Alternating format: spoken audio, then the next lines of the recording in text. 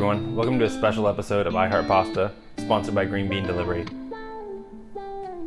With Green Bean Delivery, there's no contract or membership fees, just a $20 minimum order per order. On a weekly basis, you can find around 60 to 90 different produce items, over 1,000 grocery items, including meats from Smoking Goose, breads from Amelia's, Circle Kombucha, and many other locally produced foods.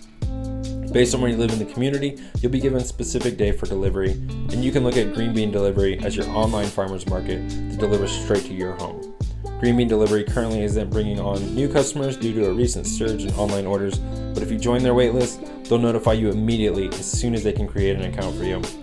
Green Bean Delivery was founded in Indianapolis in 2007. It's family owned and operated, but if you live in Louisville, Kentucky, Cincinnati, Ohio, Dayton, Ohio, Columbus, Ohio, Fort Wayne, Indiana, or St. Louis, Missouri, you're in luck, because Green Bean Delivery also is available for you.